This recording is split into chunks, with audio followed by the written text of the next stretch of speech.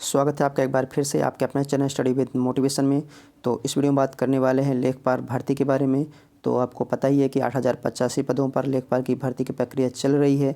तो अब दोस्तों सरकार की नई नियमावली बनाई गई है लेखपाल और राजस्व अमीन के प्रमोशन से संबंधित। तो ये एक बड़ा झटका है लेखपाल वालों के लिए, क्योंकि अब लेखपाल और जो राजस्व अमीन होते हैं वो नायब तहसीलदार नहीं बन पाएंगे। तो ये इस नई नियमावली में कैबिनेट की मुहर लग चुकी है। तो क्या है कैबिनेट का फैसला, आइए जानते हैं। यहाँ पर आप देख सकते हो कि सीधी भर्ती वाले राजस्व निरीक्षकों से भरे जाएंगे नायब तहसीलदार के 50% पद।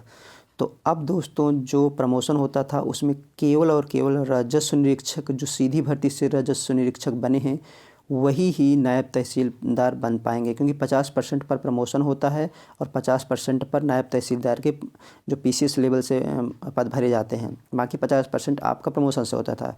तो 50% जो प्रमोशन से होता था उसमें आपका राजस्व अमीन और लेखपाल भी शामिल होते थे, और साथ राजस्व निरीक्षकों के साथ। लेकिन अब ये केवल राजस्व निरीक्षकों के लिए कर दिया गया है। जो राजस्व निरीक्षकों के सीधी भर्ती वाले जो राजस्व निरीक्षक है, जिनका डायरेक्ट राजस्व निरीक्षक के पद पर चयन हुआ है, वही ही नायब तहसीलदार अब बन सकते हैं प्रमोशन में। तो चलिए दोस्तों देखते हैं यहाँ पे उत्तर प्रदेश में नायब तहसीलदार के 50% पद सीधी भर्ती से नियुक्त राजस्व निरीक्षकों की पदोन्नति से भरे जाएंगे। कैबिनेट ने उत्तर प्रदेश अधीनस्थ राजस्व कार्यपालक नायब तहसीलदार सेवा तृतीय संशोधन नियमावली 2023 को मंजूरी दे दी है। तो कैबिनेट की मंजूरी मिल चुकी है।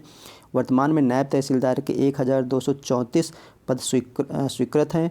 राजस्व विभाग नायब तहसीलदार के 50% पद सीधी भर्ती व 50% पदोन्नति के जरिए भरे जाते हैं। जो मैंने आपको बताया कि 50% जो सीधी भर्ती से नायब तहसीलदार के और 50% प्रमोशन से भरते हैं।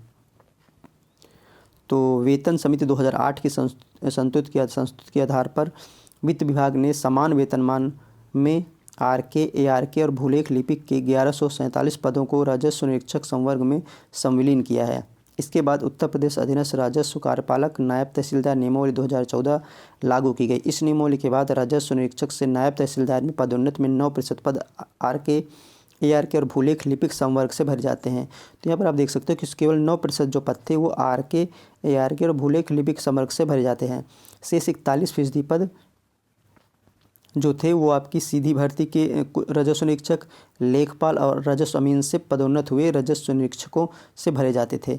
मतलब जो आपका राजस्व निरीक्षक जो सीधी भर्ती से होते थे वो, और लेखपाल और राजस्व अमीन जो जिनकी पदोन्नति राजस्व निरीक्षक पद पे हुई है, तो इनका जो है नायब तहसीलदार के पद पर प्रमोशन होता था। तो इसके चलते क्या होता था, इसके चलते आरके और भूलेख लिपिकों की पदोन्नति देरी से मिल पाती थी। तो जो आरके और भूलेख लिपिक थे, इनकी पदोन्नति देरी से मिलती थी। इससे पदोन्नति में विसंगति उत्पन्न हो गई। कार्मिक विभाग ने ऐसी विसंगति से बचने के लिए उत्तर प्रदेश अधीनस्थ राजस्व कार्यपालक नायब तहसीलदार नियमावली 2014 में संशोधन का सुझाव दिया। तो नायब तहसीलदार पद पर पदोन्नति के लिए केवल राजस्व निरीक्षक संवर्ग रह गया है। तो अब प्रमोशन के लिए पदोन्नति के लिए केवल राजस्व निरीक्षक संवर्ग रह गया है। ऐसी स्थिति में पदोन्नति का अलग अलग कोटा निर्धारित करने की व्यवस्था को समाप्त करने का सुझाव दिया है।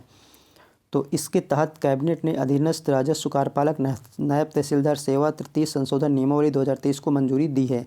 अब 50% मौलिक रूप से नियुक्त राजस्व निरीक्षक जिन्होंने भर्ती वर्ष के प्रथम दिन से 2 वर्ष की सेवा पूरी कर